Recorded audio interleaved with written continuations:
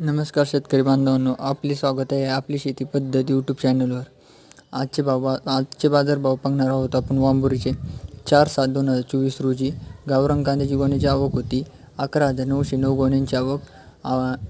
एक नंबर कांदा 3,405 ते 3,500 145 गुणी गेली आणि 3,305 ते 3,400 121 गुणी गेली। एक नंबर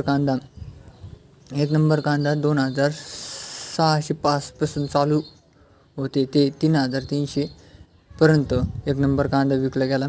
त्यानंतर 2 नंबर कांदा 1,905 ते 2,600 पर्यंत आणि 3 नंबरचा कांदा 500 ते 1900 पर्यंत विकला गेला आणि गुलटीचा सरासरी बाजारभाव 2,000 ते 2700 पर्यंत होता।